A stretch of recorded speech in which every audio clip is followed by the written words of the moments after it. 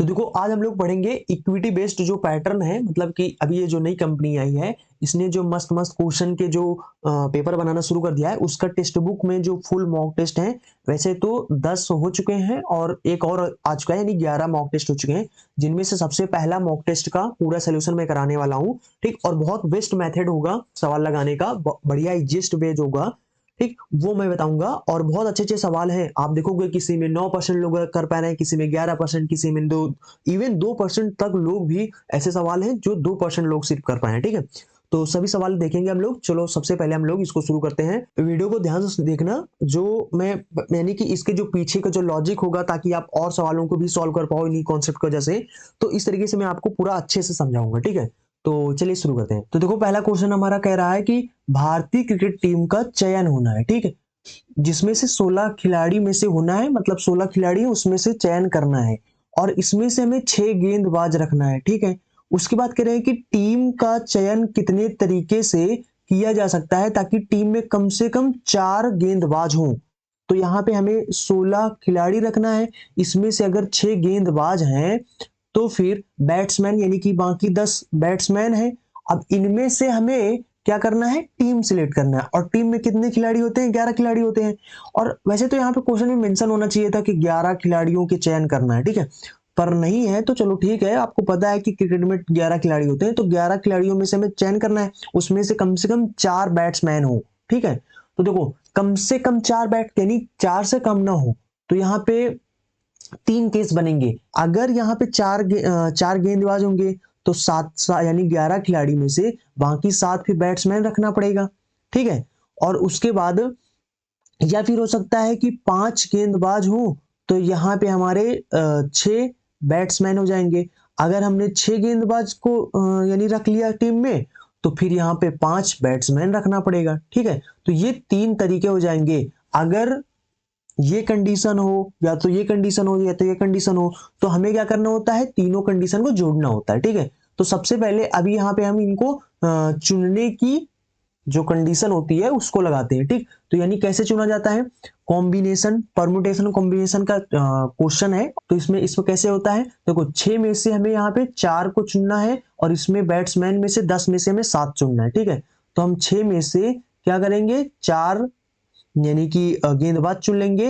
And यहाँ पे 10 में से हमें 10 में से 7 चुनना है। ठीक है, तो यहाँ पे कितना हो जाएगा, बस इसको सॉल्व कर लेना है और यहाँ पे तीनों को जोड़ लेना, बस आंसर हो जाएगा। तो यहाँ पे उसके बाद 6 में से इसमें क्या कितना में 5 गेंदबाज, यानी कि 6 गेंदबाज में से, उसके बाद 10 बैट्समैन में से हमें 6 बैट्समैन चुनना है। उसके बाद इसमें क्या है, हमें 6 गेंदबाज में से हमें 6 गेंदबाज ही चुनना है। ठीक, उसके बाद इधर कितना है, बैट्समैन में देखेंगे तो पूरे 10 बैट्समैन है, उसमें से हमें 5 बैट्समैन चुनना है। ठीक है, ये होंगे, तीनों को सॉल्व कर लेना है, जोड़ लेना, बस आंसर आ जाएगा। ठीक, तो देखो यहाँ पे इसको हमें ना, नीचे 4 है तो 6 को हमें कम करके लिखना है 4 बार। ठीक, तो यहाँ पे 5 हो जाएगा, फिर उसके बाद 4 हो जाएगा, फिर उसके बाद यहाँ पे 3 हो जाएगा, तो 2 2 4 हो जाएगा, हो गए। और नीचे हमें 4 से 1 तक जाना है। ठीक, तो 4 3 2 1 हो गया, तो इधर वाला सॉल्व हो गया।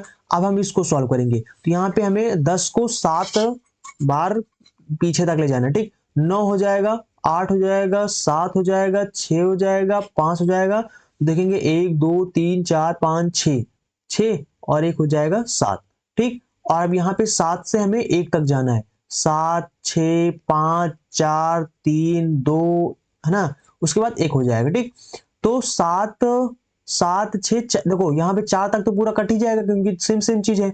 उसके बाद 3 से काटेंगे, 3 3 9 हो जाएगा, और 2 से काटेंगे तो 2 पंचे 10 हो जाएगा। ठीक, तो ये भी आपस में मल्टीप्लाई हो जाएंगे।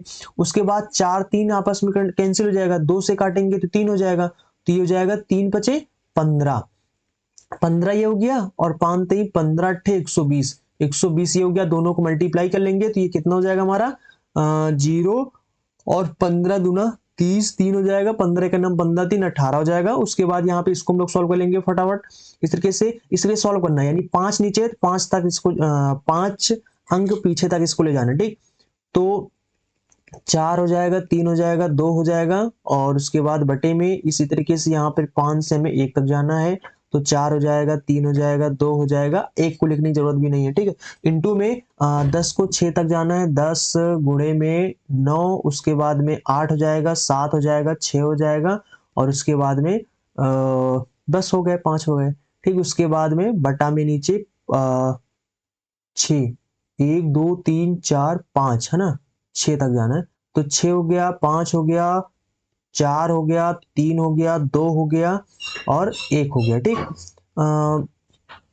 तो 6 हो जाएगा, 5 हो जाएगा, कैंसिल हो जाएगा, उसके बाद में इधर काटेंगे तो ये 3 से 5 से 2 तक पूरा कैंसिल हो जाएगा, 5 से 2 तक पूरा कैंसिल हो जाएगा, सिर्फ यहाँ पे 6 बचेगा, और 4 से काटेंगे तो 2 हो जाएगा, 2 से फिर ये 2 कैंसिल हो जाएगा, 3 बचा है, 3 से काट लेंगे तो हो जाएगा हमारा कितना, 7 त्रिक 21 और गुणे में 10, तो ये हो जाएगा इधर वाला पूरा 210 हो जाएगा, और इधर वाला 6 बचा है, दोनों को मल्टीप्लाई करेंगे तो 0 एक अन्नम 0, 6 अन्नम 6, 6 दूनी 12, ठीक, 1260 हो जाएगा। उसी केस यहाँ पे 6/6 है, जब सेम सेम हो, 6 में से 6 चुनना हो, तो यहाँ पे कितना हो जाएगा, इसका तो एक ही हो जाएगा, क्यों, क्योंकि यहाँ पे इसको 6 बार लिखोगे, क्या हो जाएगा ये, इसी के 6 तक, 6 से 1 तक जाओगे, इसमें भी जाओगे, तो दोनों कैंसिल हो जाएंगे, यानी 1 हो जाएगा, ठीक। उसके बाद 10 को हमें 5 तक पीछे जाना है, तो 10 गुणे में 9 गुणे में 8 गुणे में 7 गुणे में 6 गुणे में 5 गुणे में हो गए ना, 1 2 3 4 5, यहाँ पे 6 हो गए, ठीक। इसको काट देते हैं, बटे में 5 से 4 3 2 1 हो जाएगा, और इसको कैंसिल अगर करेंगे तो कुछ कट रहा है कि नहीं कट रहा, देखो 3 दूना 6, 3 दूनी 6 हो जाएगा, और उसके बाद 4 दूना 8 हो जाएगा, 2 हो जाएगा, 5 दूना 10 हो जाएगा, तो ये कितना हो जाएगा, 2 दूना 4, 9 चौक 36, 36 गुणे में 7 करना है, 36 गुणे में 7 करेंगे तो 36 का 18 हो जाएगा, 7 छंग 42 हो जाएगा, सॉरी, है ना। उसके बाद 4 हो जाएगा, 7 त्रिक 21, 4 25 हो जाएगा, ठीक। बस तीनों को जोड़ लेंगे, यहाँ पे 0 0 0 2 जोड़ेंगे, और उसके बाद में यहाँ पे 8, सॉरी, यहाँ पे 0 6 6 5 11 की 1 हासिल आई 1, और लास्ट में 12 आना चाहिए था, लास्ट में 12 आ रहा है, ठीक। तो ये यानी कि ऑप्शन 3 में ही आ रहा है, बाकी और किसी में नहीं आ रहा है, ठीक है। तो बाकी आप और भी चेक कर सकते हो, 8 2 10 10 10 2 12, 12 में एक हासिल जोड़ेंगे 13 की हासिल 1, उसके बाद 2 1 2 2 1 और 2 और 1 हासिल हो जाएगा, 3 हो जाएगा, ठीक, 33 12 हो जाएगा। तो आई थिंक ये इतना बड़ा क्वेश्चन नहीं है, अगर आप खुद लगाओगे तो थोड़ा सा छोटा हो जाएगा बस, बट इसका लगाने का तरीका यही है, इसको 9% लोगों ने सही किया है, ठीक है। तो हम क्या करते हैं, अब आगे बढ़ते हैं। देखो ये क्वेश्चन नंबर 2 आपका है, क्वेश्चन नंबर 2 में क्या कह रहे हैं कि 2 वृत्तों की त्रिज्या है और 3 सेंटीमीटर 4 सेंटीमीटर है, दोनों वृत्तों के केंद्र के मध्य की दूरी इतना है, तो हमें उभयनिष्ठ को बोलते हैं डायरेक्ट कॉमन टेंजेंट, और उसके बाद अनुप्रस्थ अनुस्पर्श रेखा की लंबाई, इसको इंग्लिश में बोलते हैं ट्रांसवर्स कॉमन टेंजेंट, ठीक। तो यहाँ पे देखो डायरेक्ट कॉमन टेंजेंट और ट्रांसवर्स कॉमन टेंजेंट के लगाने के लिए सूत्र होता है, सिंपल से लगा लो बस आंसर हो जाएगा, ठीक। तो यहाँ पे अगर डायरेक्ट कॉमन टेंजेंट बोले तो घटा देना है हमें, ठीक। और उसके बाद में हमें और किसका अनुपात बताना है, और हमें बताना है ट्रांसवर्स, तो ट्रांसवर्स का होता है डी स्क्वायर माइनस में R1 प्लस में R2 का होल स्क्वायर होता है, तो R1 R2 हमारे त्रिज्या हो गया, डी हो गया बीच की दूरी जो कि यहाँ पे 10 दिया हुआ है, तो 10 रखेंगे, 10 धाम में 100 हो जाएगा, और उसके बाद में माइनस में देखो त्रिज्या है, त्रिज्या का यानी कि आपस में घटाना है, तो 4 में से 3 घटाएंगे तो 1 हो जाएगा, 1 का स्क्वायर 1 हो जाएगा, ठीक। उसके बाद में हमें यहाँ पे इसके 10 धाम में 100 हो जाएगा, माइनस में दोनों को जोड़ लेंगे तो 4 3 कितना हो जाएगा, 7 हो जाएगा, 7 का स्क्वायर 7 49 हो जाएगा, और आपस में इसको घटाएंगे तो 1 बचेगा, और 4 घटाएंगे 5 बचेगा, तो यहाँ पे इसमें घटाएंगे तो 99 हो जाएगा, बस इसको 3 से काट दो, 3 से कट रहा है अगर तो अंदर अंदर, ठीक है, तो 33 हो जाएगा, 17 पे 51 हो जाएगा, तो यानी कि 33 और 17 यानी कि 2 नंबर आपका सही हो जाएगा, ठीक है। देखो किसी किसी में आपको आंसर इसका टिक लगा हुआ मिलेगा, किसी में नहीं मिलेगा, तो बस जिसमें ना मिले ना तो समझ जाओ कि उसको बहुत लोगों ने लगाया है, ठीक। और जिसको बहुत कम लोगों ने लगाया है, ताकि मैं दिखा सकूं कि इतने कम लोगों ने इसको सॉल्व किया है, कैसा क्वेश्चन है, तो इसलिए मैं उसमें दिखा देता हूं। जैसे कि यहाँ पे 10% लोगों ने लगाया है इसको आंसर, इसलिए मैंने इसको यहाँ पे आंसर दिखा दिया, ठीक। तो बाकी यही रीजन है, ठीक। क्वेश्चन नंबर 3 है, क्वेश्चन नंबर 3 में क्या कह रहे हैं कि 10 मीटर आंतरिक व्यास वाले कुआं है, कुआं बना लेते हैं। अच्छा ये इस तरीके से मान लेते हैं, एक कुआं है, मान लेते हैं कुआं है, ठीक है। और उसके बाद यहाँ पे कह रहे हैं कि 10 मीटर इसकी गहराई है, 10 मीटर गहराई, इसकी गहराई नहीं है, 10 मीटर गहराई तक हमें इसके कुआं के अंदर खोदा जाता है। मान लेते हैं कि क्या मान लेते हैं, ऐसे मान लेते हैं कि ये हो गया, ठीक। मान लेते हैं ये कुआं है और इसको मैंने, इसकी गहराई कितना, पूरा 10 है, मतलब इस इतना मैंने खोद लिया है कुआं के अंदर, ठीक है। 10 मीटर इसकी गहराई है, निकाली गई कुएं के चारों ओर 12 मीटर।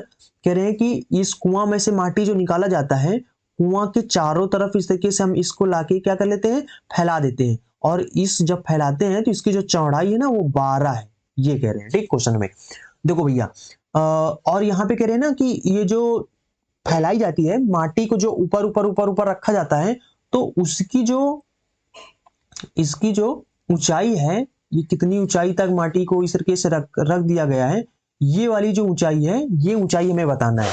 समझ रहे हो?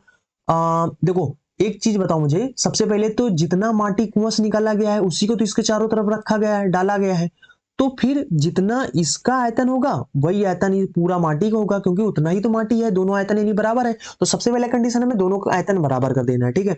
अब आयतन बराबर कैसे करेंगे, इसका आयतन निकालने के लिए तो भैया वही जो क्योंकि ये बेलन की तरह है तो बेलन का जो आयतन होगा वही इसका आयतन हो जाएगा। तो बेलन का आयतन कितना होता है, पाई आर स्क्वायर एच बराबर में। अब यहाँ पे जो चारों तरफ इसके माटी रखा गया है, इसका आयतन कैसे निकालोगे, वही जैसे पाइप के निकालते हो, क्योंकि पाइप के जैसा ही तो बना है, ये ऐसे ही तो बना है, ऐसे बन गया है भाई, ऐसे कुआं होगा, कुआं का मुंह होगा और उसकी तरफ इसके माटी फैला देंगे। तो देखो ये तो 12 चौड़ाई है और यहाँ पे त्रिज्या इसका कितना है, क्योंकि इसका आंतरिक व्यास 10 है तो त्रिज्या कितना हो जाएगा, उसका आधा हो जाएगा, कितना हो जाएगा, 5 हो जाएगा। तो 5 इसका त्रिज्या हो गया।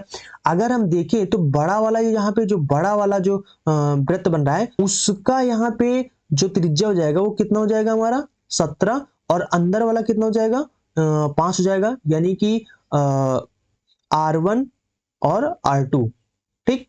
यही हो जाएगा 5 और 17 हो जाएगा। पाइप वाले का आयतन कैसे निकालते हैं कि बड़े वाले का क्षेत्रफल निकालो माइनस छोटे वाले का क्षेत्रफल निकालो। तो बड़े वाले का क्षेत्रफल मान लो तो R1 का स्क्वायर हो जाएगा, माइनस में R2 का स्क्वायर हो जाएगा ना, क्योंकि पाई कामा ले चुके हैं तो पाई तो हटा दो, ठीक है।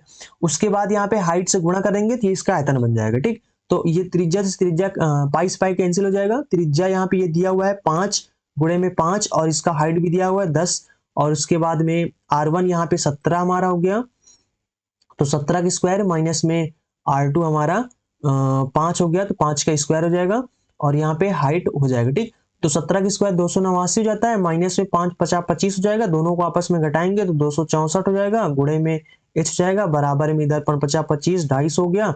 और इसको h का मान निकालने के लिए 250 और बटे में 264 कर देना है। इसको काटेंगे तो 125 हो जाएगा, 2 से काटेंगे तो 132 हो जाएगा। बस कुछ नहीं करना है, अब इसको भाग कर लेना है, वही आंसर हो जाएगा, ठीक। तो सिंपल सा 125 से भाग करना है, तो एक बार में तो जाएगा ना, क्योंकि छोटा है, दशमलव लगा लेंगे, ठीक है। तो या तो ये ऑप्शन तो नहीं हो सकता, ये ऑप्शन तो नहीं हो सकता, बस 2 ऑप्शन बचे हैं। अब उन 2 ऑप्शन में हमें कैसे चुनना है, देखो जस्ट 1 सेकंड, देखो अब यहाँ पे 132, क्योंकि 13 का पहाड़ा पढ़ेंगे तो 13 13 117, ठीक। 117 मतलब समझ रहे हो। देखो अगर हम 132 गुणे में 9 बार में ले जाएंगे, या तो 8 बार में जाएगा या तो ये 9 बार में जाएगा। तो हम एक बार या तो 8 बार में चेक करेंगे तो काफी कम हो जाएगा, 9 बार में चेक करेंगे तो 9 दूना 18 के 8 हासिल 1 हो जाएगा, और उसके बाद 13 9 117 एक हासिल हो जाएगा 118, यानी 1188 समथिंग में आ जाएगा।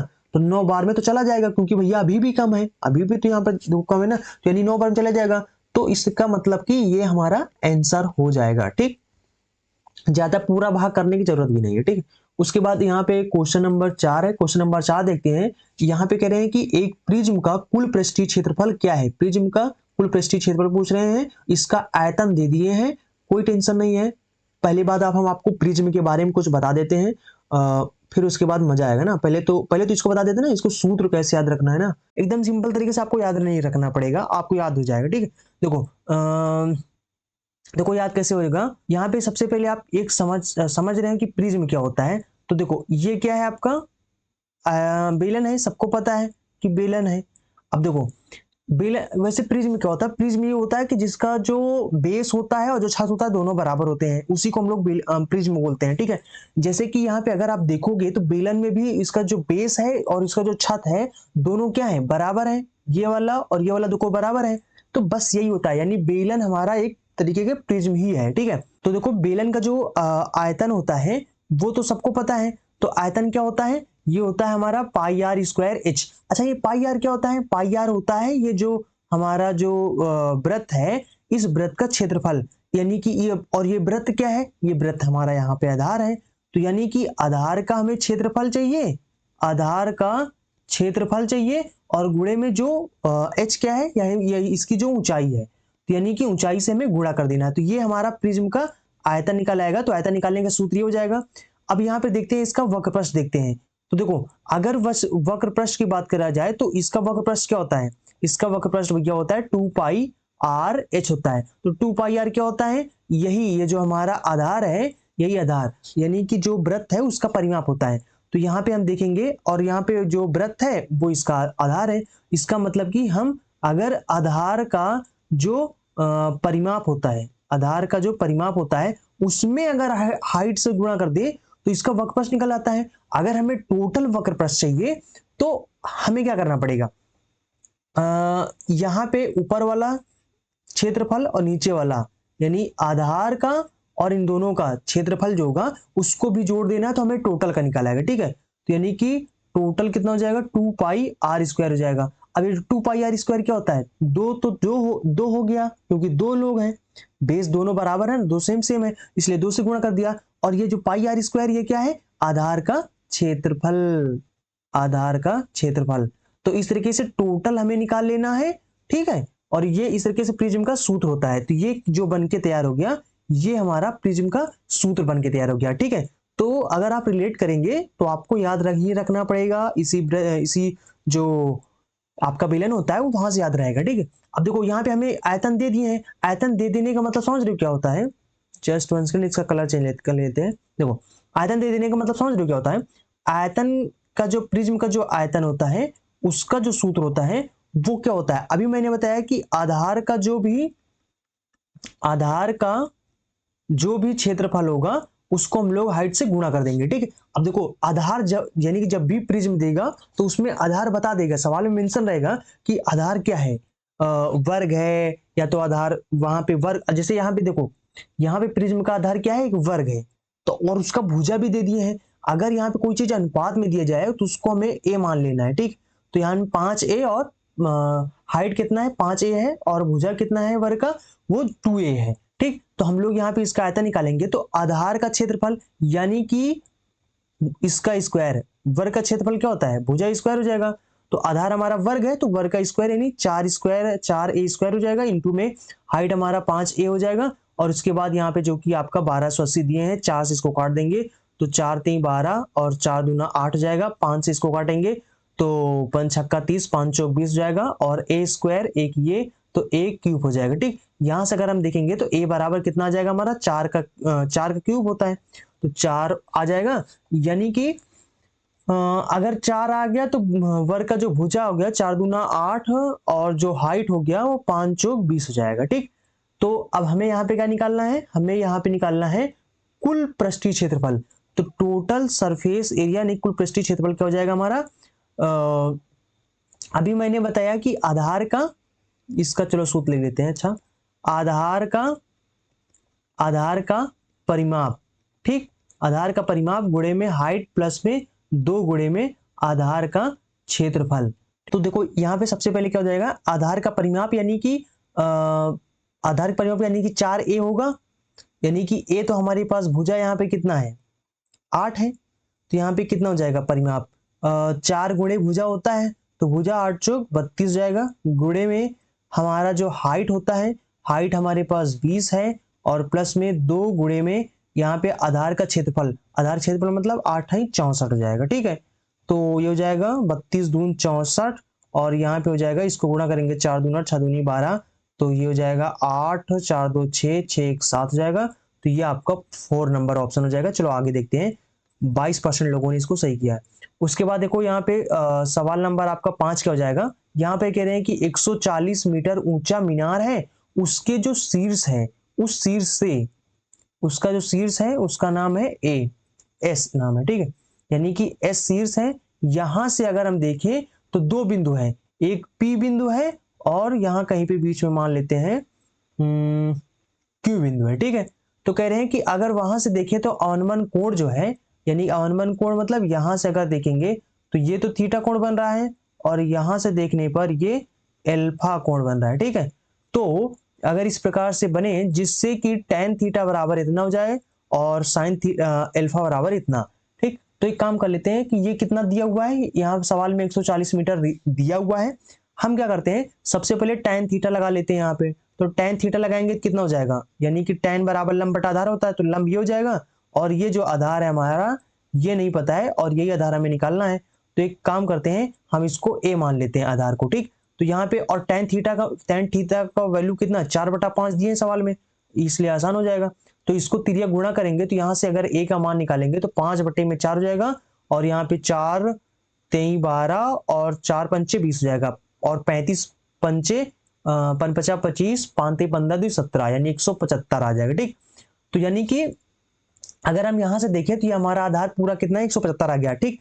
अब देखो ध्यान समझो, यहाँ पे साइन थीटा बराबर क्या होता है, लंब बटा कर्ण होता है। तो इसका मतलब कि साथ हमारा क्या हो गया, लंब हो गया, तो लंब ये हो गया और कर्ण अगर हम देखें तो इस वाले त्रिभुज में ये हमारा कर्ण हो गया जो कि √58 हो गया, ठीक। ये सवाल में दिए हैं। अब हम क्या करते हैं, यहाँ पे पाइथागोरस प्रमेय लगा देते हैं इस वाले त्रिभुज में। तो पाइथागोरस अगर प्रमेय लगाएंगे तो क्या होता है, लंब का स्क्वायर बराबर में कर्ण का स्क्वायर बराबर में लंब का स्क्वायर प्लस में आधार का स्क्वायर। तो कर्ण हमारे पास 58 है, 58 के स्क्वायर करेंगे √58 के स्क्वायर करेंगे तो रूट हट जाएगा, ठीक। तो सिर्फ 58 हो जाएगा बराबर में यहाँ पे एल यानी लंब क्या हमारा 7 है, 7 49 हो जाएगा प्लस में आधार हमें नहीं पता, आधार निकाल लेना है। तो 49 अगर 58 में घटाएंगे क्योंकि इधर ले आएंगे तो कितना हो जाएगा 9 हो जाएगा बराबर में a स्क्वायर हो जाएगा, यानी कि a बराबर कितना आ जाएगा 3 आ जाएगा। तो a हमारे यानी कि ये 3 आ गया, आधार हमारा 3 आ गया। अब एक बार और समझो, देखो सवाल बस अब यहाँ पे सॉल्व हो गया, ठीक। देखो अगर यहाँ से कंपेयर करें तो जो हमारा रेशियो में ये 7 तो हमारा रेशियो में है, अगर हम यहाँ से देखें रियल वैल्यू से देखें तो ये 20 गुना है। उसी तरीके से 3 का 20 गुना कितना हो जाएगा, 3 का 20 गुना 60 हो जाएगा, यानी ये 60 मीटर है और टोटल कितना है 75 मीटर है। और हमें यहाँ पे पी क्यू का वैल्यू चाहिए, ठीक, पी क्यू की लंबाई चाहिए, मतलब कि हमें ये चाहिए। तो अगर हम देखेंगे 175 में से 60 घटाओ 115 आ जाएगा, ठीक। तो ये हमारा आंसर हो जाएगा, यानी ऑप्शन नंबर 4 हो जाएगा। 15% लोगों ने सिर्फ इसको सही किया है। चलो फिर आगे देखते हैं। देखो उसके बाद यहाँ पे क्वेश्चन कह रहे हैं कि अगला क्वेश्चन नंबर कौन सा है, तो क्वेश्चन नंबर आपका ये 6 नंबर है, ठीक। तो यहाँ पे कह रहे हैं देखो ये सवाल को सॉल्व करने का तरीका क्या है, सबसे पहले आप सिंपल सा x बराबर 0 मान लो, ठीक। सबसे बढ़िया यहाँ से ये खत्म हो जाएगा साइन 45 का मान, साइन 45 का मान जोड़ लो 1/2 और प्लस में 1/2, तो जो कि कितना हो जाएगा हमारा 2 बटे में √2 हर बराबर है। तो यहाँ पे 2 को हम √2 लिख सकते हैं, कैंसिल कर देंगे, यानी कि हमारा आंसर कितना √2 आना चाहिए, ठीक। चलो ऑप्शन में देख देते हैं। कुछ देर के लिए अगर देखो अगर x का मान भले मैंने 0 मान लिया x के स्थान पे, हमें नहीं पता x का cos x का वैल्यू 0 क्या होगा। अगर इसका वैल्यू 0 होगा तो पूरा खत्म 0 हो जाएगा, अगर cos x का वैल्यू अगर 1 होगा तो √3 आ जाएगा जो कि हमें √2 चाहिए, खत्म काम। यहाँ भी √3 आएगा, खत्म काम। यहाँ भी √3 आएगा, खत्म काम। तो ऑप्शन नंबर आपका 3 हो जाएगा, ठीक। अगला देखते हैं। यहाँ पे सवाल नंबर आपका कौन सा है, सवाल नंबर आपका 7 है, ठीक। तो सवाल नंबर 7 में क्या करें, यहाँ पे कह रहे हैं कि 4000 की राशि है 5% की वार्षिक ब्याज की दर पर 1 वर्ष के लिए दी जाती है। और यहाँ पे कह रहे हैं कि देखो अगर 1 वर्ष के दी तो यहाँ पे कह रहे हैं ब्याज की गणना जो है छमाही के आधार पर की जाती है। तो अगर हम लिखते हैं तो यहाँ पे लिख लेते हैं। अच्छा प्रिंसिपल कितना है हमारे पास, प्रिंसिपल हमारे पास है 4000, ठीक। रेट कितना है हमारे पास, क्योंकि भैया 6 माही देखना है तो, और यहाँ पे रेट साल भर के हिसाब दिए हैं और 6 माही हमें निकालना है तो इसका आधा कर दो। पूरा साल का आधा कितना होता है 6 महीने होता है, तो रेट भी आधा हो जाएगा, कितना हो जाएगा हमारा 5 का आधा कितना हो जाएगा 2.5%, ठीक। उसी तरीके से यहाँ पे दूसरा कंडीशन दिए हैं कि इसी प्रकार से 2000 की राशि है 40% की दर से 1 वर्ष के लिए दी जाती है और ब्याज की गणना त्रैमासिक के आधार पर की जाती है। तो भैया यहाँ पे 2000 है और उसके बाद यहाँ पे रेट दे देखते हैं। देखो रेट निकालने का तरीका क्या होता है, ये यहाँ पे पूरा 12 महीने का है और हमें 3 महीने के हिसाब से चाहिए, तो 3 चौक 12 और 4 से काटेंगे, 4 एक नाम 4 यानी 10% आ गया, ठीक। यानी 3 के हिसाब से 10% में आ गया, ठीक। अब देखिए कितने बार हमें कंपाउंडिंग करना है, ठीक। 6 महीने के हिसाब से साल भर में 2 बार 6 आएंगे, यानी कि 2 बार हमें कंपाउंडिंग करना इधर, तो ठीक। उसके बाद इसमें अगर देखेंगे तो 3 महीने के हिसाब से 12 महीने में 3 महीने कितने बार आएगा, 3 महीने 3 चौक 12, यानी कि एक साल में हमें 4 बार कंपाउंडिंग करना पड़ेगा इसमें, ठीक। अब देखो आपको याद होना चाहिए कि 10% अगर 2 साल के लिए देखा जाए 21% होता है, और 3 साल के लिए 33.1% होता है, 4 साल के लिए होता है 46.41%, ठीक। तो यहाँ पे ये मतलब कि इसमें जो हो जाएगा वो हमारा कितना हो जाएगा, 4 बार इसका कंपाउंडिंग करेंगे अगर हम लोग, तो 46.41% आ जाएगा, और यहाँ पे इतना हमारा ब्याज आ जाएगा, और यहाँ पे हमारा प्रिंसिपल कितना है 2000 है, तो 2000 से मल्टीप्लाई कर देंगे तो कितना ब्याज आएगा वो निकल आएगा, ठीक। और यहाँ पे बटे में जो परसेंट है इसको नीचे ले आओगे तो 100 हो जाएगा, 2 की 2 खत्म हो जाएगा, ठीक। और 2 से इसको गुणा करेंगे तो 0 हो जाएगा, और 2 कम 2 4 दूना 8, 6 दूनी 12 8 दूनी 9 1 10, ठीक। 2 अंक बाद दशमलव, इतने रुपए हमारा ब्याज आ जाएगा इस वाले का कार्ड है, ठीक। अगर हम देखेंगे इधर 2.5% को 2 बार हमें जोड़ना है, कैसे, यहाँ पे रेट कैसे जोड़ते हैं, अगर कोई चीज बढ़ रहा है तो यहाँ पे आर स्क्वायर प्लस में R1 मान लो R2 के स्क्वायर प्लस में R1 इंटू में R2 बटे में 100 इतने परसेंट होता है, ठीक। तो यहाँ पे 2.5% प्लस में 2.5% और इसको जोड़ेंगे तो यानी कि 6.25 हो जाएगा बटे में 100 हो जाएगा, ठीक। तो देखो भैया 2.5 जोड़ेंगे कितना हो जाएगा हमारा 5 हो जाएगा, और उसके बाद यहाँ पे 2 अंक बाद दशमलव, इसका मतलब कि हमें यहाँ पे ऐसे 0, यहाँ पे कितना अगर जोड़ेंगे 5 प्लस में ये हो जाएगा 0.6, है ना, बस इतना ही रख लेते हैं, तो इतने परसेंट आ जाएगा, तो परसेंट हटाएंगे तो नीचे 100 हो जाएगा, ठीक। तो ये तो हमारा परसेंट के हिसाब से हमारा जो CI है वो निकल आया है, ठीक है। जस्ट 1 सेकेंड, मैं इसको खो देता हूं, ठीक है। देखो अब हमें क्या करना है, यहाँ पे सबसे पहले हमें 2000 4000 है ना, तो 4000 से मल्टीप्लाई कर देना है, तो रियल वैल्यू आ जाएगा हमारा कितना ब्याज बन गया, ठीक। तो यहाँ पे 4 से गुणा करेंगे तो 4 छंग 24 हो जाएगा, और 4 शून्य शून्य 2 हो जाएगा, 4 पंचे 20 हो जाएगा, ठीक। तो ये हो जाएगा 20, 2 अंक बाद दशमलव में लगा देना है, तो ये हो जाएगा हमारा 202.40, ठीक। तो हो जाएगा 6 दशमलव में 8 2 10 हासिल 1 2 1 3 हो जाएगा, 9 2 11 हो जाएगा, यानी कि 1130 समथिंग में आ जाएगा, ठीक। तो भैया चलो अगला देखते हैं, आई थिंक समझ गए होंगे आप।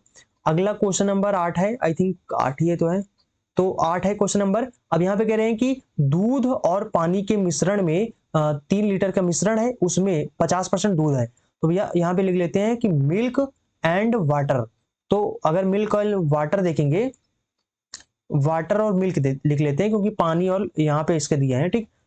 तो ये इसका रेशियो 1:1 हो जाएगा, क्यों, क्योंकि भैया 50% दूध है तो 50% पानी है, यानी दोनों बराबर बराबर है, तो इनका रेशियो कितना हो जाएगा 1:1 हो जाएगा, ठीक। उसके बाद यहाँ पे कह रहे हैं कि कितना पानी मिलाया जाए ताकि दूध का जो प्रतिशत है वो 20% हो जाएगा। अगर दूध 20% हो जाएगा तो पानी हमारा 80% हो जाएगा, तो 20 चौको 80 और 20 का 20 हो जाएगा, यानी 4:1 का हो जाएगा, तो ये हमारा 4:1 का हो जाएगा, ठीक।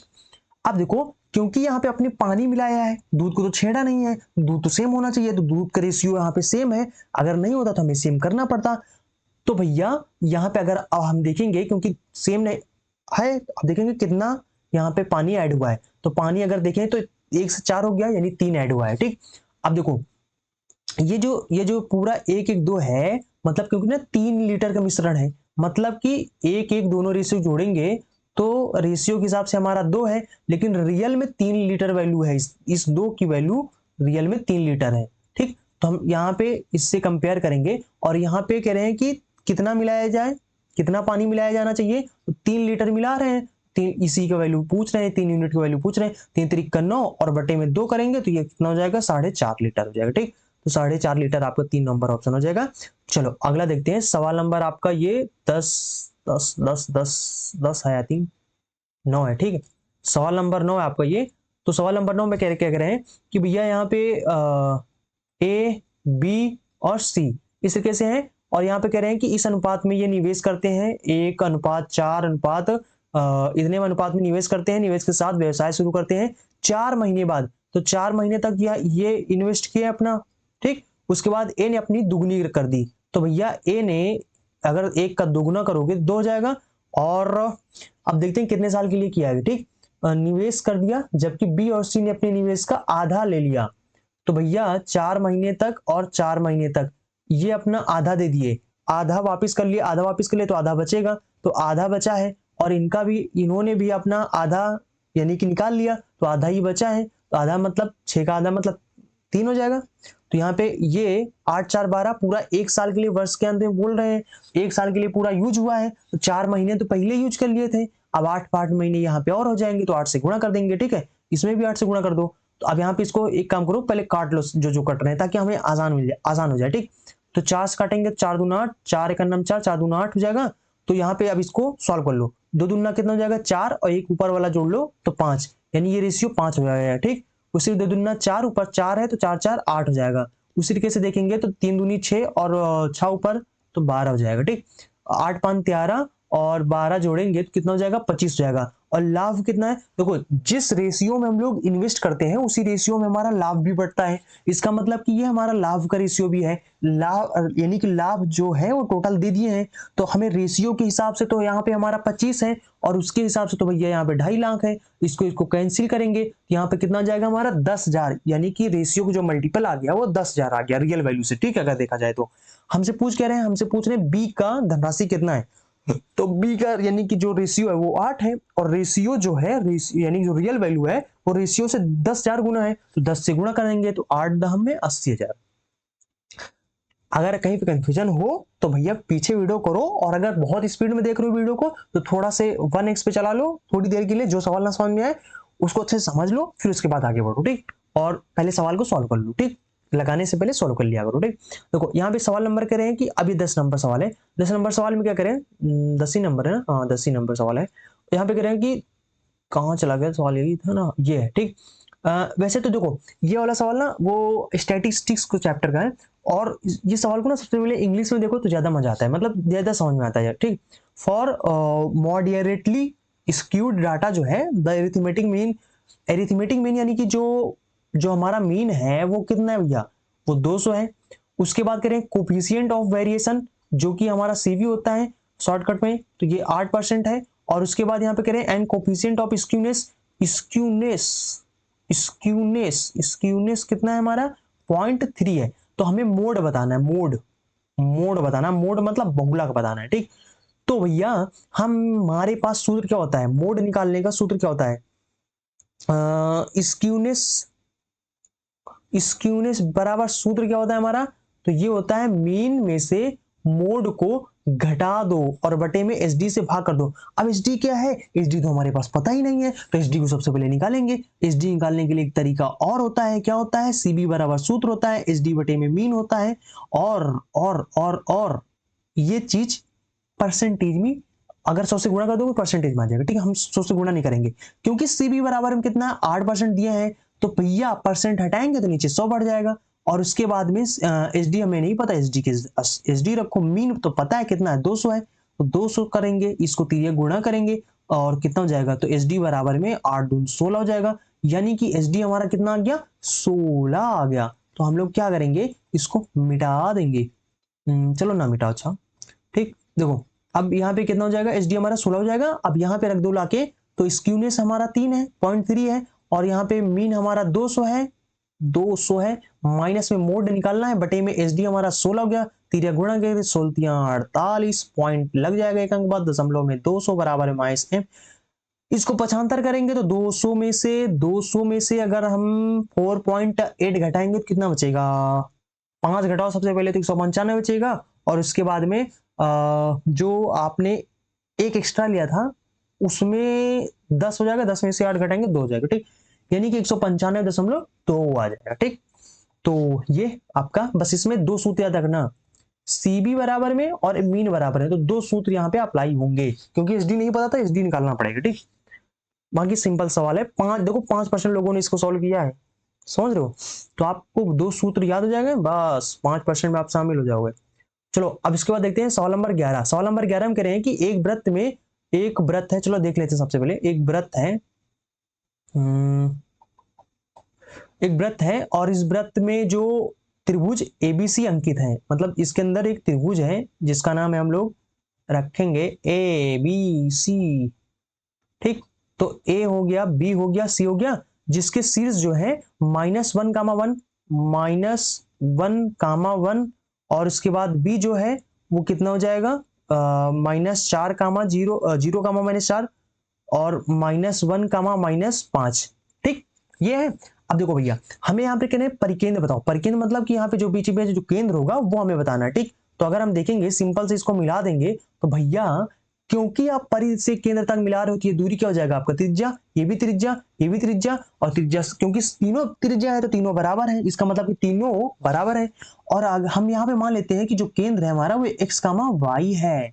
तो अब हम यहाँ पे क्या करेंगे, हम सबसे पहले इन तीनों की त्रिज्या निकालेंगे और उनको आपस में बराबर कर देंगे, तो x y का वैल्यू हमें मिल जाएगा। एक चीज बता दूं सबसे पहले कि दूरी का सूत्र क्या होता है। ठीक, निर्देशांक ज्यामिति में अगर आपको दूरी की सूत्र नहीं पता है तो चलो हम बता देते हैं, कोई बात नहीं है। अगर आपने नहीं पढ़ा है तो बहुत सिंपल सा है। देखो, कोई बिंदु है, मान लेते हैं x1 y1 एक बिंदु है, एक बिंदु है मान लेते हैं x2 y2 है, और अगर इनके बीच की दूरी अगर हमें चाहिए तो हम कैसे निकालेंगे, पहले अंडर रूट लगाएंगे, उसके बाद यहाँ पे दूरी निकाल रहे हैं। ठीक, अंडर रूट लगाएंगे, उसके बाद x2 से x1 घटा देना है, तो x2 से x1 को घटा देना है, उसके बाद इसका कर देना स्क्वायर, फिर बीच में लगा देना प्लस, फिर उसके बाद y2 को y1 से घटा देना है और कर देना स्क्वायर। ये दूरी का सूत्र हो गया। ठीक है, इस तरीके से निकालेंगे। अब यहाँ पे क्या करेंगे, हम यहाँ पे निकालेंगे ये वाला ओ ए निकालेंगे, इसको ओ मान लो, ओ बिंदु मान लो, तो ओ ए निकालेंगे। ठीक, ओ ए निकालेंगे तो कितना हो जाएगा हमारा एक्स में से -1 घटाएंगे, तो यानी कि क्योंकि सूत्र में माइनस पहले से ऑलरेडी होता है तो भैया माइनस माइनस क्या हो जाएगा +1 का स्क्वायर, क्योंकि ये यहाँ पे क्या है माइनस और सूत्र में माइनस पहले से होता है इसलिए प्लस हो जाएगा। ठीक, प्लस में इस तरीके से y में से हम 1 को घटा देंगे तो y -1 का स्क्वायर हो जाएगा। अब यहाँ पे अंडर रूट होता है पर अंडर रूट नहीं लगाना है, क्यों, क्योंकि यहाँ पे दो दो को हमें बराबर कर देना है। भाई अगर अंडर रूट में 5 है, अंडर रूट में 6 है, तो अंडर रूट से अंडर रूट कैंसिल हो जाएगा, सीधी सी बात है। इसलिए हम यहाँ पे अंडर रूट नहीं लगा रहे हैं, क्यों, क्योंकि यहाँ पे आप किसी और को इनके बराबर कर देंगे तो उसमें भी अंडर रूट रहेगा। तो देखो, अब हमें यहाँ पे OC जो है, ये जो OC है ये भी तो उतना ही है, ये भी तो वही त्रिज्या है, तो इसको हम बराबर कर देंगे, मतलब कि ये इसके बराबर हो जाएगा। तो यहाँ पे कितना हो जाएगा, यहां से अगर हम दूरी निकालेंगे OC की वैल्यू निकालेंगे तो यानी कि x में से हमें -1 को घटा देना है, तो यानी कि ये हो जाएगा माइनस माइनस, ये भी प्लस हो जाएगा और प्लस में क्या हो जाएगा y1 से हमें 5 घटा देना है, तो माइनस माइनस ये भी प्लस हो जाएगा, स्क्वायर हो जाएगा। देखो ये सेम सेम है, सेम सेम है तो कैंसिल कर दो, तो यहाँ पे सिर्फ बचेगा ये और इधर बचेगा ये, इनका होल स्क्वायर वाले सूत्र से लगा लेते हैं, तो a square plus b square minus में 2ab होता है, तो प्लस में ये हो जाएगा माइनस में 2ab के, यानी कि ये हो जाएगा। ठीक, उसके बाद y स्क्वायर प्लस में 5 प्लस माइनस में 5 दूना 10y हो जाएगा, y स्क्वायर से y स्क्वायर कैंसिल हो जाएगा, और यहाँ पे 10y को इधर भेज देंगे तो माइनस में 10y, यहाँ पे प्लस का 10y है, प्लस का 10y को इधर ही भेजेंगे तो कितना हो जाएगा माइनस का 10 और 2 कितना हो जाएगा माइनस का 12y हो जाएगा। ठीक, पक्षांतर कर लो फिर आगे पीछे। ठीक, और ये इस 1 को हम बराबर के उस पार भेज देंगे तो 25 में से 1 घट जाएगा, कितना हो जाएगा 24 बचेगा। ठीक, तो 12 दूना कितना हो जाएगा 24, यानी कि y बराबर कितना आ गया हमारा माइनस का 2 आ गया। इसका मतलब कि, और यहाँ पे जो बिंदु होता है वो ये बिंदु होता है, मतलब ये प्लस का होता है। ठीक, तो y के स्थान पे -2 आ गया, इसका मतलब कि जिसमें -2 हो वही हमारा आंसर हो जाएगा, तो ऑप्शन नंबर 3 में ये ऐसा है। ठीक, तो हमें मतलब यहाँ भी x की वैल्यू भी निकालने की जरूरत नहीं है ऑप्शन के अकॉर्डिंग। ठीक भाई, अगर आंसर आ रहा है तो छोड़ो ना, क्यों समय बर्बाद करना। ठीक,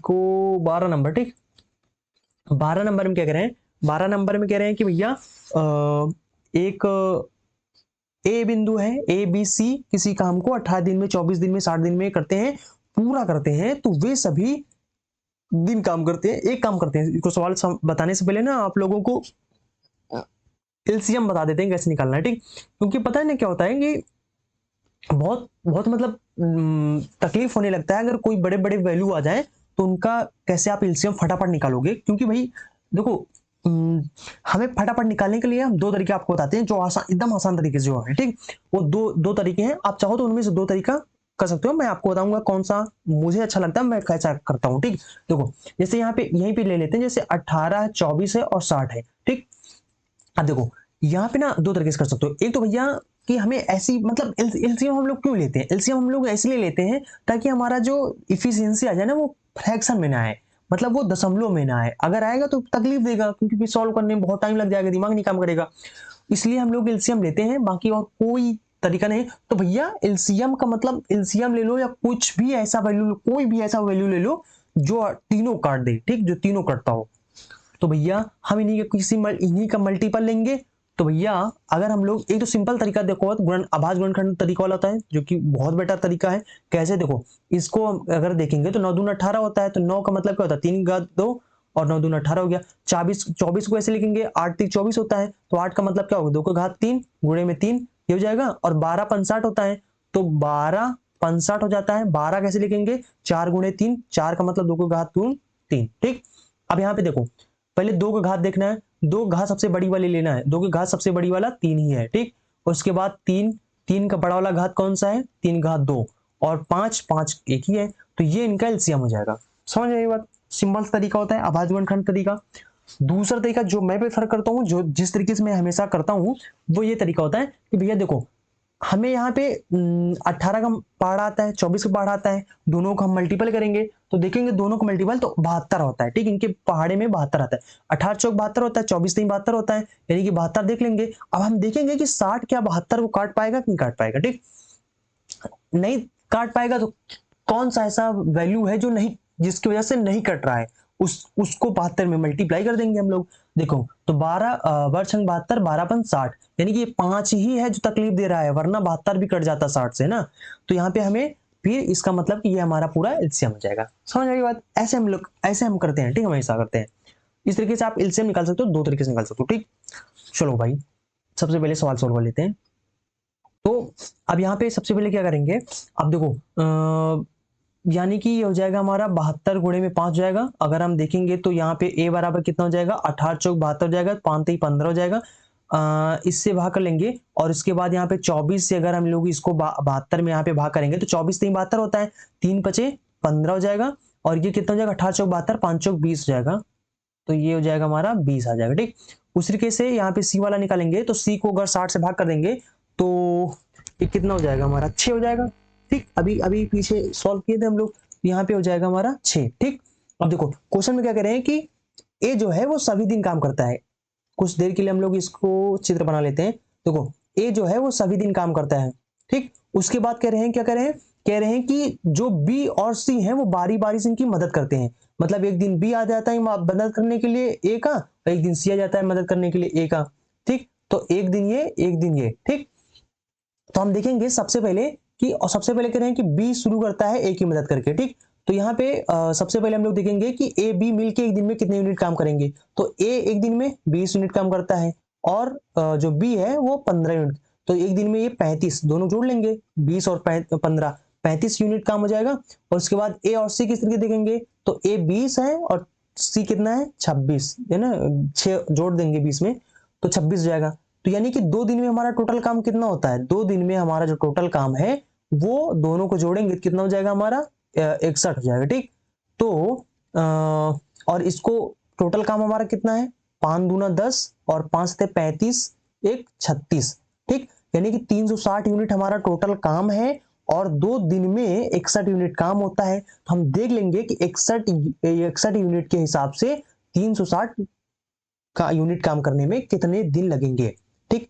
तो देखो यहाँ पे लगभग ये 360 को अगर हम 360 बटे में 61 करेंगे तो लगभग ये 5 बार में चला जाएगा, 6 बार में ज्यादा हो जाएगा, 6 36 6 का नाम 6 यानी 366 हो जाएगा।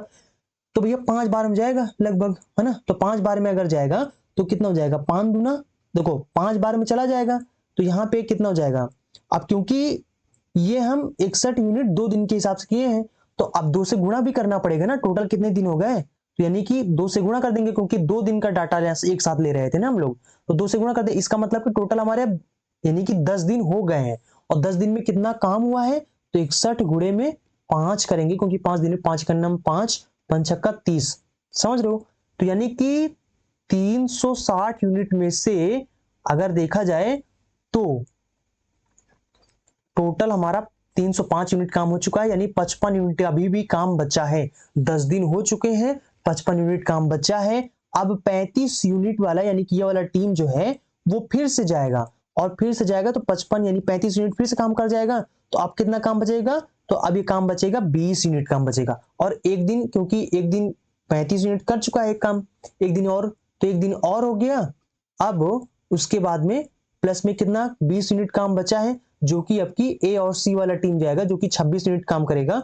तो यानी कि ये हो जाएगा हमारा कितना, 2 से काटेंगे, 2 से 10 और बटे में 13, तो ये यानी कि इतने दिन और लग जाएंगे, 10 बटा 13 दिन और लग जाएंगे। ठीक, सबको जोड़ेंगे तो 10 से 11 हो जाएगा, तो हो जाएगा 11 सही 10 बटा 13।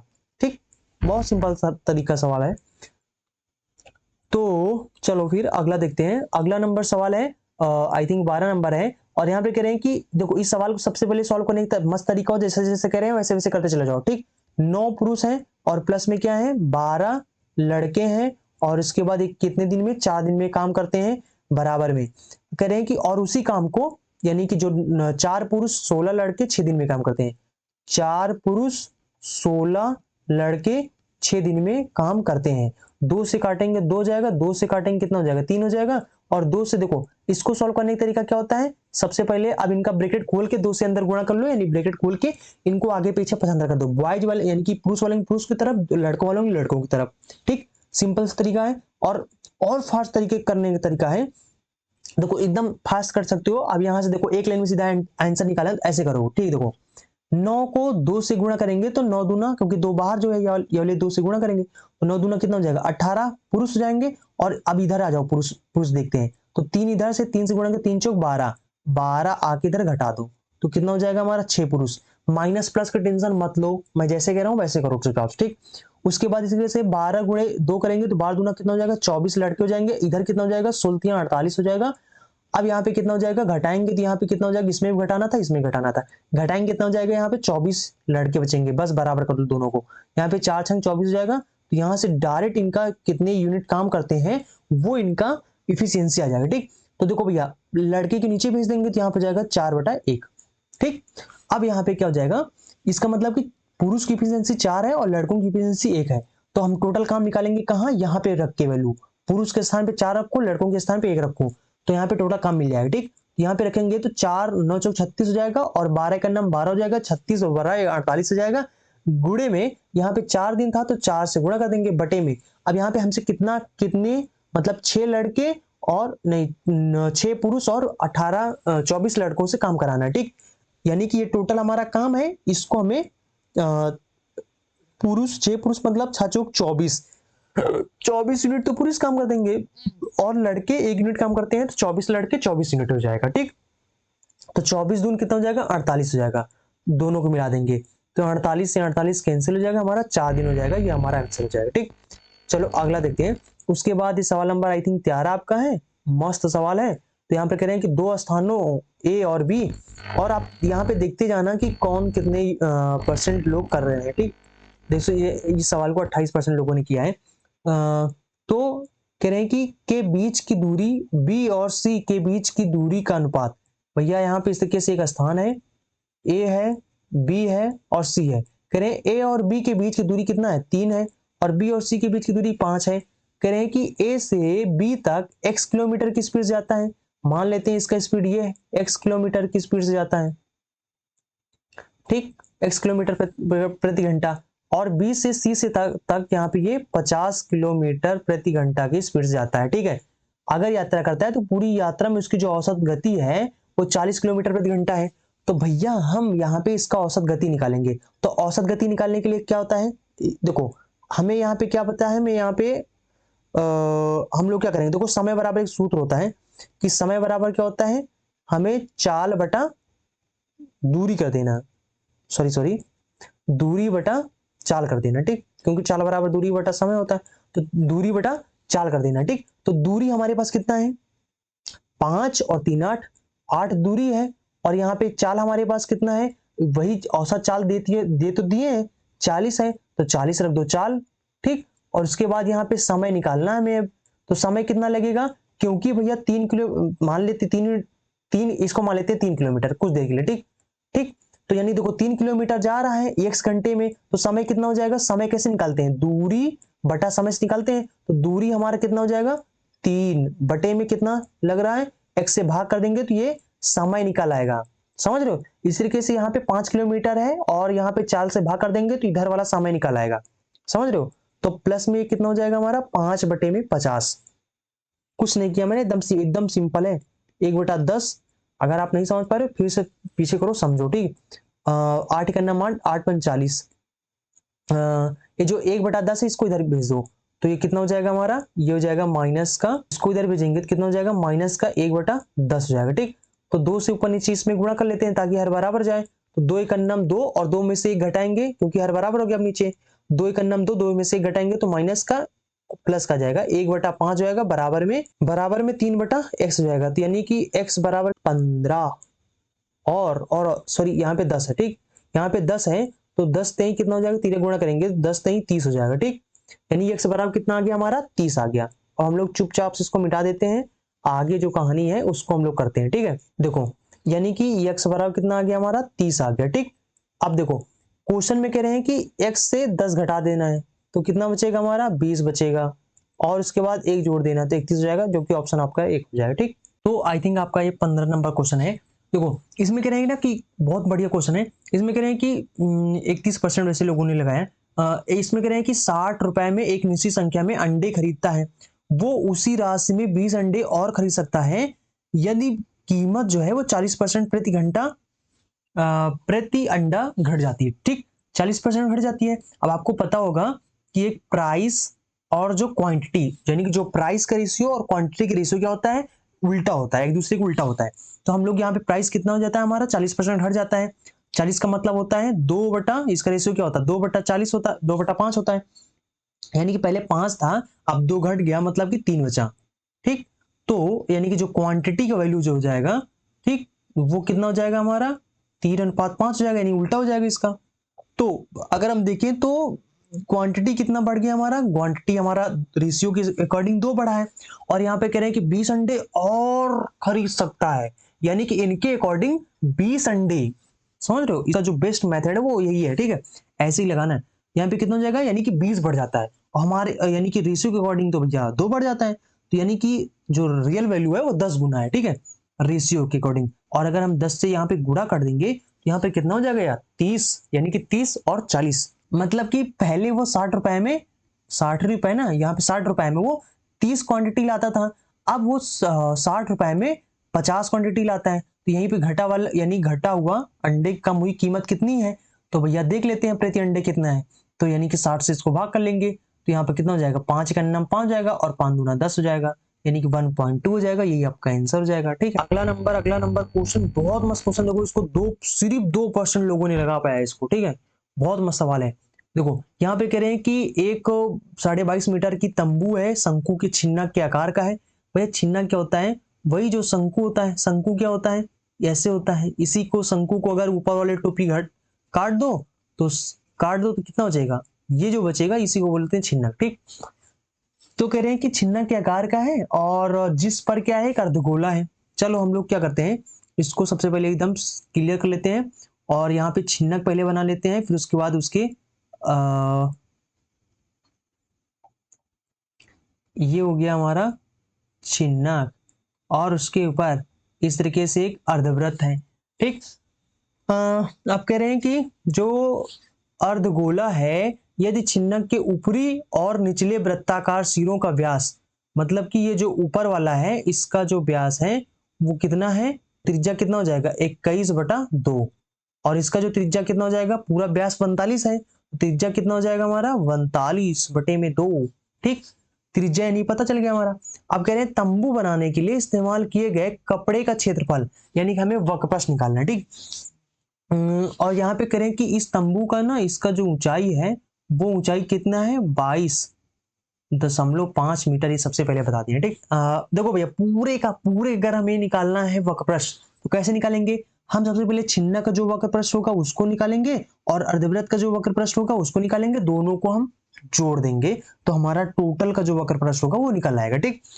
अब यहाँ पे सबसे पहले हम इसका छिन्नक का वक्रपृष्ठ कैसे निकालेंगे, तो छिन्नक का वक्रपृष्ठ निकालने के लिए हमें क्या करना है, सबसे पहले इसका सूत्र क्या होता है, तो छिन्नक का जो वक्रपृष्ठ होता है वो होता है पाई एल और ब्रैकेट में आर प्लस में आर होता है और जो वक्रपृष्ठ जो मतलब कि अर्धगोले का वक्रपृष्ठ कितना होता है, तो वो होता है हमारा अर्धगोले का 2 पाई आर स्क्वायर। ठीक है, तो यहाँ पे हम सबसे पहले यहाँ पे हमें एल नहीं पता है ना, एल पता करने के लिए हमें एल बराबर जो सूत्र होता है वो क्या होता है, तो एच का स्क्वायर यानी हाइट का स्क्वायर प्लस में R1 माइनस R2 का स्क्वायर। R1 क्या है, वही बड़ा वाला त्रिज्या है ना, और R1 छोटा वाला R यानी छोटा वाला त्रिज्या। ठीक, तो यहाँ पे क्या हो जाएगा, बड़ा बड़ा जो त्रिज्या है वो यही है भाई, यही तो है बड़ा वैल्यू, और ये छोटा आर हो गया, देखने में पता चल रहा है। ठीक, तो हम सबसे पहले यहाँ पे क्या करेंगे, निकालेंगे। तो यहाँ पे कैसे निकालोगे, और यहाँ पे जो हाइट दिया हुआ है, सॉरी जस्ट देखो, ये जो हाइट है वो पूरा का दे दी है। ठीक, ये मतलब सिर्फ इसका नीचे का नहीं है, तो ये जो हाइट ना करें कि एक 22.5 मीटर का ऊंचा पूरा तंबू छिन्ना के आकार, मतलब ये पूरा तंबू जो बना दिए हैं, इसकी पूरी की हाइट कितना है, वो 22.5 है। और अगर ये 22.5 है और ये मतलब कि इतनी ऊंचाई कितना है, क्योंकि ये त्रिज्या ही है हमारा, तो त्रिज्या तो हमारा कितना है 21/2। 21/2 को अगर हम भाग करेंगे तो ये 10.5 हो जाएगा। तो ये वाली सिर्फ हमें हाइट चाहिए। ठीक, यानी वक्रपृष्ठ निकालने के लिए जो हाइट चाहिए वो हमें ये चाहिए। तो हम पूरे 22.5 में से अगर हम लोग क्या करेंगे, इतनी हाइट निकाल देंगे तो ये बचा हुआ यही हमारा निकल आएगा। तो यानी 10.5 निकाल देंगे तो यहाँ पे कितना हो जाएगा 0, और यहाँ पे 2 बचेगा, 1 बचेगा। ठीक, यानी कि ये हमारा 12 मीटर हाइट आ गया। ठीक, यानी कि ये हो जाएगा हमारा 12 का स्क्वायर। ठीक, और उसके बाद प्लस में अब यहाँ पे R1 R2 दोनों घटाना है, दोनों घटाएंगे तो यानी कि 39 माइनस में 1/2 हो जाएगा। ठीक, क्योंकि दोनों हर बराबर है, तो यहाँ पे कितना हो जाएगा, दोनों की त्रिज्या घटाएंगे तो यहाँ पे बचेगा हमारा 8 बचेगा, और इधर में 1 बचेगा, 2 से भाग करेंगे तो 9 आ जाएगा। ठीक, यहाँ पे हो जाएगा 9 का स्क्वायर। अब आपको अगर ट्रिपलेट याद है तो आपको यहाँ पे कुछ दिमाग लगाने की जरूरत ही नहीं, फटाक से बता दोगे कितना हो गया। ठीक, और अगर आपको ट्रिपलेट नहीं याद है तो सिंपल सी बात है, आपको इसको यहाँ पे निकालना पड़ेगा। ठीक, तो 12 144 हो जाएगा, और इसके बाद में 9 का स्क्वायर 181 हो जाएगा, तो यहाँ पर जाएगा 1 हो जाएगा, 8 2 12 2 हो जाएगा, जो कि किसका है 15 का स्क्वायर है। ठीक, तो यानी कि 15 का स्क्वायर है। अगर आपको ट्रिपलेट याद है तो पता है कि भैया 9 12 15 एक ट्रिपलेट होता है, तो यहाँ पे 15 हो जाएगा। देखो दोनों में पाई कॉमन है, पहले सबसे पहले दोनों में पूरा पाई कॉमन ले लो। ठीक, उसके बाद यहाँ पे एल है, एल हमारा कितना आ गया 15 आ गया, तो 15 रखेंगे। और इसके बाद R1 plus R2, R1 plus R2 का मतलब क्या हो गया, R1 हमारे पास 42/2 है, और यहाँ पे छोटा r जो हमारा वो 21 है, दोनों को जोड़ेंगे मतलब 42/2 प्लस में 21/2 हो जाएगा। और उसके बाद प्लस में पाई तो हो गया खत्म, तो पाई मतलब आगे चला गया। उसके बाद आर स्क्वायर, यानी छोटा आर स्क्वायर कितना है 21/2 का स्क्वायर। ठीक, तो ये हो जाएगा हमारा 22/7। बस इसको सॉल्व कर लो, वही आपका आंसर हो जाएगा। ठीक, देखो यहाँ पे हो जाएगा हमारा 15, और इसमें दोनों गुणा करेंगे तो 21, क्योंकि हर बराबर जोड़ लो पहले इनको, तो 21 में से 1 दे दो इनको, तो 40 20 60, और 60 हो जाएगा। देखो ये हो जाएगा पूरा 60, और बटे में नीचे 2 हो जाएगा, काट देंगे तो यानी ये हमारा आ गया कितना 30 आ गया। ठीक, प्लस में ये हो जाएगा हमारा 2 गुणे में, अब यहाँ पे देखो 21/2 का स्क्वायर करोगे तो 21 का स्क्वायर कितना होता है 441, बटे में 2 का स्क्वायर कितना होता है 4 चौक 2 दूना 4 हो जाता है, 2 से भाग कर लेंगे इसको। ठीक, बस वही हो जाएगा 22/7, और ये हो जाएगा 15 ते 45 हो जाएगा। प्लस में एक काम करते हैं हम लोग, इसका कैलकुलेशन बचाने के लिए हम लोग क्या करेंगे, तिर्यक गुणा कर लेंगे। ठीक, तो 441, और इसमें अगर 450 में अगर 2 से गुणा कर देंगे हम लोग तो कितना हो जाएगा 4.5 तो नहीं की ये 900 हो जाएगा। ठीक, पूरा हमारा 900 हो जाएगा, और पूरे का बटा कितना हो जाएगा नीचे नीचे गुणा मतलब 2 से गुणा हो जाएगा। ठीक, 2 से इसको काट देंगे कितना हो जाएगा हमारा 11 हो जाएगा, और 900 प्लस में 41 यानी कि हो जाएगा हमारा 1341 हो जाएगा, और गुणे में 11 बटे में 7, तो ये कितना हो जाएगा हमारा 1 हो जाएगा, 4 हो जाएगा, 4 1 कितना हो जाएगा 5 हो जाएगा, है ना, और 4 3 कितना हो जाएगा 7 हो जाएगा, 4 हो जाएगा, 1 हो जाएगा, बटे में 7 हो जाएगा। अरे भाई 11 से गुणा करना नहीं आता, अगर नहीं आता तो चलो अच्छा बता देते हैं। देखो 11 से ऐसे गुणा करते हैं, पहले ये वाला लिख लो, लास्ट वाला लिख लो, फिर जोड़ते चले आओ, तो 4 1 5 जाएगा, फिर 4 और 3 को जोड़ लो। ठीक, तो 4 3 7 हो जाएगा, फिर 1 और 3 जोड़ लो तो कितना हो जाएगा 4 हो जाएगा, फिर उसके बाद लास्ट में जो है उसको लिख लो, बस यही है कि यार। ठीक, अब इसको भाग कर लो तो 7 दूना 14 हो जाएगा, 7 1 कम 7 हो जाएगा, फिर इसके बाद 0 हो जाएगा, फिर इसके बाद 7 7 49 हो जाएगा, तो बचे कितना, 2 बचेगा, बटे में 7 हो जाएगा। ठीक, कुछ गलत कर दिए हम। अच्छा यार 49 हम 7 बार ले गए तो यहाँ पे हमें 49 लिख दिए पूरा। ठीक, तो यानी कि हो जाएगा हमारा 21 बटे में 2100। अगर आपको पता है सब कुछ तो फार्मूला वगैरह अगर पता है तभी कर पाओगे, वरना टाइम बहुत ज्यादा लग जाएगा। ठीक, बढ़िया सवाल था, सबसे बढ़िया सवाल था। ठीक है, तो यहाँ पे सवाल है अगला नंबर है 16 नंबर आई थिंक सवाल है। तो यहाँ पे कह रहे हैं कि एक व्यापारी दावा करता है कि वो आटा के 35% लाभ पर बेचता है, लेकिन बेईमानी की वजह से वो वजन का उपयोग करता है जो कि उस पर अंकित वजन से 16% कम है। व्यापारी द्वारा अर्जित कुल लाभ प्रतिशत बताना है। देखो सबसे पहले 65% के लाभ पर बेचता है, यानी 135 बटे में 100 हो जाएगा गुणे में। और ये कह रहे हैं कि गलत है ना, जो उस अंकित मूल्य से 16% कम है। हम मान लेते हैं 100 और 16% कम का मतलब कितना हो जाएगा, 4 जोड़ेंगे 20 और 84। ठीक, इसकी वैल्यू बता रहे हैं। ठीक, तो यहाँ पे हमें ये कितना हो जाएगा हमारा 135 बटे में 84, और इसको घटाएंगे कितना हो जाएगा, 1 हो जाएगा, और 8 5 13।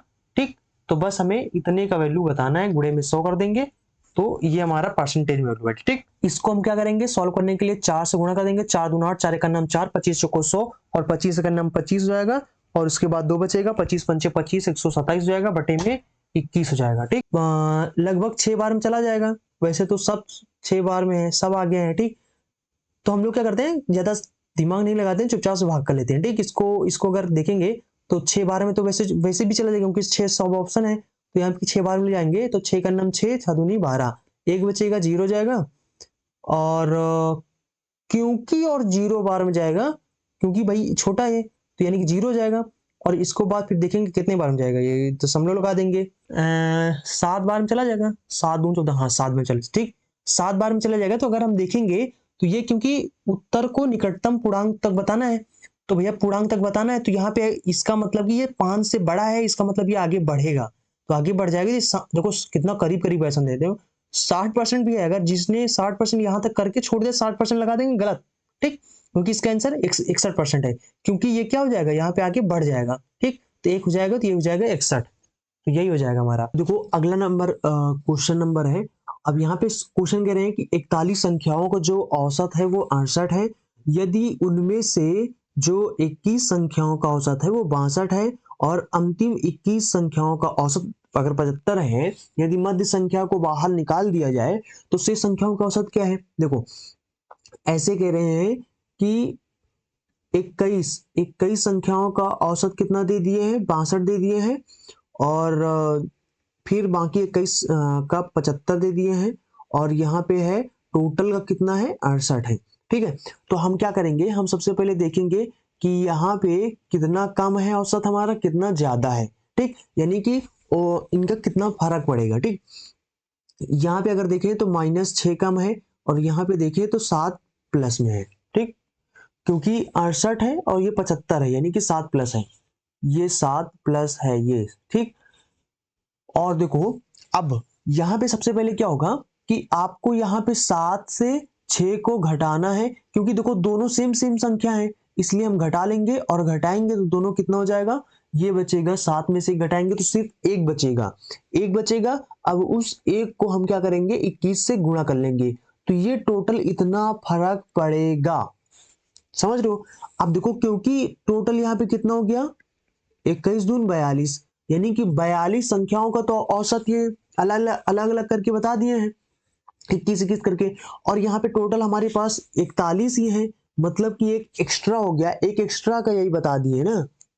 अगर एक एक्स्ट्रा का बता दिए हैं तो फिर हम क्या करेंगे, हम यहाँ पे माइनस कर लेंगे। ठीक, यानी इतना ही 21 को हम क्या करेंगे, माइनस करेंगे। समझ में आई बात। तो अब यहाँ पे कह रहे हैं कि अगर मध्य वाली संख्या को निकाल दिया जाए तो कितना फर्क पड़ेगा, तो इतना ही फर्क पड़ेगा। अब क्या करेंगे, अब यहाँ को देखो पूरे 40 है, पूरे 41 है, उसमें से एक निकाल दिया जाए तो कितने बचेंगे, 40। इसको हम क्या करेंगे, बस इससे भाग कर लेंगे, तो यहाँ पे ये 0 हटाओ, ऊपर एक दशमलव लगा लो, और इससे गुणा करेंगे तो कितना हो जाएगा, पॉइंट 5 चौक 20, 5 दून 10, 5 50 25। ठीक, बस इसको घटा लो कितने से, 68 से, इतना फर्क पड़ेगा, मतलब इतना कम पड़ जाएगा। ठीक, तो यानी कि 525 से यहाँ पे घटाओगे तो कितना बचेगा, यहाँ से एक हासिल ले लो तो यहाँ पे कितना हो जाएगा 10, 10 में से 5 घटाओ 5 और यहाँ पे 9 बचेगा, 9 में से 2 घटाओगे 7 और यहाँ 9 में से 5 घटाओगे तो 4 बचेगा, बाकी यहाँ पे 67 बचेगा। यही आपका आंसर हो जाएगा। ठीक, तो यहाँ पे सिर्फ हमें देखना है कि कितना डेविएट हो रहा है, ठीक, हमारे जो औसत है उससे। और यहाँ पे देखो अगला नंबर क्वेश्चन है कि मान लीजिए कि एक सी वृत्त है, तो बना लेते हैं एक वृत्त। आप कह रहे हैं कि P जो है वो C का एक बाह्य बिंदु है, ठीक, यानी कि P जो है वो बाहर बना हुआ है।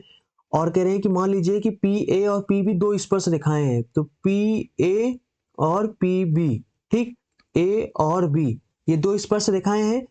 A और B स्पर्श बिंदु हैं। यदि PA और PB एक दूसरे से, यानी कि PA और PB इसकी बात कर रहे हैं, ये अगर 60 डिग्री पे झुके हैं तो कोण PA, ये देखो ये O हो गया। और हमसे क्वेश्चन में पूछ रहे हैं कि ये बताओ ये वाला कोण कितना है, ठीक है। अब देखो यहाँ पे सबसे पहले अगर ये 60 है तो ये हमारा टोटल कितना हो जाएगा, 180 में से 60 घटा दो कितना बचेगा, 120 बचेगा। और क्योंकि बीचों बीच से ये लाइन खींचे हैं इस वजह से ये हमारा आधा आधा बढ़ जाएगा, तो ऊपर हो जाएगा 60, जो कि आपका आंसर हो जाएगा। या फिर दूसरी तरीके से आप लगा सकते हो, देखो बीचों बीच से काटे हैं तो यहाँ पे ये 30 हो जाएगा और यहाँ पे ये 90 डिग्री कोण बनाता है हमेशा, ठीक। तो ये 90, ये 30, 120 हो जाएगा, 180 में से घटाएंगे तो ये 60 हो जाएगा। तो चाहे जैसे निकाल लो, ठीक। उसके बाद देखो ये बढ़िया सवाल है, यहाँ पे कह रहे हैं कि एक व्यक्ति 480 किलोमीटर की यात्रा 4 घंटे में पूरा करता है, ठीक है। वो आंशिक भाग हवाई मार्ग से, मतलब कह रहे हैं कि मस्त सवाल है ना। देखो यानी कि आधा पूरा 480 है, 480 में से आधा क्या करते हैं ये हवाई जहाज से करते हैं, और आंशिक रूप से यानी कि कुछ दूर ये ऐसे ट्रेन से जाते हैं, कुछ लोग कुछ दूर ये हवाई जहाज से जाते हैं, ठीक, पूरा करते हैं। और वो पूरी हवाई यात्रा, यदि वो पूरी हवाई यात्रा हवाई मार्ग से करता है, चलो देख लेते हैं। मतलब कि अगर वो पूरा हवाई जहाज से जाता है, पूरा रास्ता हवाई जहाज से ही जाता है, ठीक है, तो उसे ट्रेन से यात्रा करने में जितना समय लगता है उसका 4 भाग बच जाता है। और वो 2 घंटा पहले पहुंच जाता है। पहले ये 4 घंटा में पहुंचता था, अब ये 2 घंटा पहले पहुंच जाता है। अगर ये 2 घंटा पहले पहुंच जाता है तो फिर इसको हवाई जहाज से यात्रा करने में कितना समय लगेगा, पहले 4 घंटा लगता था, अब 2 ही घंटा पहले पहुंच जाता है। मतलब 2 4 में से घटा दोगे तो 2 घंटा यानी हवाई जहाज से यात्रा करने में इसको 2 घंटा लगता है। और दूरी कितना है, 480। तो यहां से हम हवाई जहाज की स्पीड निकाल सकते हैं, 480 दूरी करने में इसको 2 घंटा लग जाता है, यानी 240 किलोमीटर प्रति घंटा। ये हमारा हवाई जहाज का स्पीड आ गया, ठीक है। अब यहाँ पे कह रहे हैं कि देखो, और यहाँ पे एक कंडीशन और दे दी है ना कि 4/भाग, यानी कि जो ट्रेन से मान लो ट्रेन से जितना समय लगता है, मान लो ट्रेन है ना इतना समय लगता है, उसका 4/5 भाग जो है, जो समय लगता है ट्रेन से, वो बच जाता है। और यहाँ पे टाइम जो बचता है वो कितना, यानी कि 2 घंटा पहले पहुंच गया तो यही बचा है, यही यानी कि 2 घंटा बच गया। तो ये यह बचा हुआ टाइम जो है वो 2 घंटा के बराबर हो गया, समझ रहे हो। उधर वो ट्रेन को 4/5 के हिस्से के रूप में बता दिए हैं और इधर 2 घंटे के रूप में, यानी रियल वैल्यूज बता दिए, ठीक। तो यहां से हम देख लेंगे कि कितना टाइम ट्रेन लगाता है यानी कि जाने में। तो यानी कि 4/5 को तिरिया गुणा कर देंगे तो इधर आ जाएगा, ये कट जाएगा, इधर आ जाएगा 4/5, ठीक। इधर काटेंगे तो ये कितना हो जाएगा हमारा, ट्रेन से यानी 2.5 घंटा लगता है। अब देखो अगर ट्रेन से 2.5 घंटा लगता है, अगर ट्रेन से 2.5 घंटा लगता है तो हवाई जहाज से कितना लगेगा, पूरा 4 घंटा है और 2.5 घंटा ट्रेन से लग गया, तो 4 में से 2.5 घटा देंगे तो ये कितना हो जाएगा, 1.5 घंटा हो जाएगा। तो यानी हवाई जहाज से यात्रा करने में इसको 1.5 घंटा लगता है। तो हवाई जहाज का समय भी पता चल गया, हवाई जहाज का स्पीड भी पता चल गया। तो हम क्या करेंगे, हम दूरी निकाल सकते हैं ना कि हवाई जहाज से कितना दूर चला गया, ठीक। यानी कि 240 के स्पीड से ये 1.5 घंटा, 1.5 का मतलब क्या होता है 3/2, तो हम इसको 3/2 लिख लेते हैं, ठीक, इसी 1.5 घंटा को। तो यानी कि देख लेंगे कि ये कितना दूरी चला है वो निकल आएगा, ठीक। तो यानी कि 120 और बारते ही कितना हो जाएगा 36, यानी कि इससे ये 360 किलोमीटर चला है। और यहाँ पे टोटल दूरी कितना था, 480 किलोमीटर था, ठीक है। और यहाँ पे क्वेश्चन क्या पूछ रहे हैं कि ट्रेन द्वारा यात्रा तय की गई दूरी, तो हवाई जहाज की दूरी निकाल लिया तो बाकी बचा हुआ पूरे में से घटाएंगे तो बाकी बचा हुआ 120 किलोमीटर है, और वो 120 किलोमीटर फिर ट्रेन का हो जाएगा। ठीक, तो यही हमारा हो जाएगा सवाल का आंसर। ठीक है, 6% लोगों ने इसको लगाया। बहुत मस्त सवाल है, आई थिंक आप समझ गए होंगे। अगर आप कोई कन्फ्यूजन है तो पीछे करो, फिर से देखो, मजा आ जाएगा। ठीक, अगर हम बार बार बताएंगे तो आप बोर हो जाओगे और वीडियो भी बहुत ज्यादा बड़ा हो जाएगा। ठीक, वैसे डिटेल में बता रहे हैं तो थोड़ा सा बड़ा होगा ही। देखो यहाँ पे ये क्वेश्चन वैसे तो मैंने तो पहली बार देखा। ठीक है, यानी कि 11% लोगों ने लगाया है। बढ़िया मस्त सवाल है। अब देखो यानी कि कह रहे हैं कि वर्ष 2019 की माध्यक तारीख को दिन महीने के रूप में कैसे लिखा जा सकता है। तो यानी कि 2019 का माध्यक देखना है। ठीक, देखो एक साल में नहीं, 2019 में कितने दिन थे, मतलब 19 वाले साल में कितने दिन थे, 365 दिन थे, क्योंकि भैया लीप ईयर तो है नहीं कि 366 दिन हो जाएंगे। ठीक, और अगर 365 दिन है तो इसमें यानी कि देखो 365 दिन का हमें आधा बताना है। ठीक है, तो यानी कि जब भी आधा बताना है, जब भी मीडियन बताना हो तो मीडियन कैसे निकालेंगे, यानी बीच वाला कैसे निकालेंगे, तो उसमें जितने टोटल हो उनमें से एक जोड़ दो और बटा 2 कर दो, यानी कि उसका बीच, यानी कि जो बीचवा वाला स्थान है वो निकल आता है। ठीक, तो 366 हो जाएगा और बटे में 2 हो जाएगा, तो यानी बीच वाला निकल आएगा 183 दिन, यानी कि जो माध्यक डेज होंगे वो 183 दिन होंगे। ठीक, अब हम देख लेते हैं कि 183वां दिन जो है वो कौन सा तारीख था या कौन सा महीना था। ठीक है, तो देखो सबसे पहले हम गिनेंगे कहां से, जनवरी से शुरू करेंगे। जनवरी में कितने दिन होते हैं, 31 दिन होते हैं। फरवरी में, क्योंकि ये लीप ईयर तो था नहीं इसलिए 28 दिन। उसके बाद जनवरी, फरवरी, मार्च, मार्च में 31 दिन होते हैं। और मार्च, अप्रैल, अप्रैल में वैसे तो आपको पता है कि एक महीने में 30 दिन के हिसाब से 36 18 मतलब 6 महीने तो लगभग लग ही जाएंगे समय। ठीक, तो यानी 6 महीने समय लगभग हो ही गए हैं, तो यहाँ पे हम 6 महीने तक देख लेते हैं। अच्छा, अप्रैल में तो 30 का महीना होता है, अप्रैल, मई, मई 31 दिन होता है। जून, अप्रैल, मई, जून, है ना, जून में तो 30 दिन होते हैं, तो यानी कि 30 जून खत्म, 30 जून तक मैंने पूरा लिख दिया। ठीक, देखो एक इसके पास है, एक इसके पास है, वो 2 उठा के इसको दे दो तो सबके पास 30 30 हो जाएंगे। तो 30 दूना 60, 30 90, 3 120, 150, और 150 में 30 31 और जोड़ेंगे तो 181 दिन, 181 दिन हो गए। और समय कितना हो गया, 2 जून, सॉरी 30 जून हो गया। 30 जून के बाद अब जुलाई आएगा, तो यानी कि हमें अब 2 दिन और चाहिए ना 183 के लिए, 2 दिन और चाहिए। तो इसका मतलब कि 2 दिन और चाहिए, तो इसका मतलब जून के बाद सीधा जुलाई हो जाएगा, तो 1 जुलाई और 2 जुलाई, यानी कि 183वां दिन जो होगा वो 2 जुलाई होगा। तो 2 तारीख हो जाएगा और महीना कौन सा हो जाएगा, 7वां महीना। 6 महीने हो गए, 7वां महीना हो गया, जुलाई 7वां महीना। तो बस यही हमें बताना था, तो ये हो जाएगा हमारा ऑप्शन नंबर 4। तो देखो यहाँ पे असतत माध्यिका ज्ञात करना है।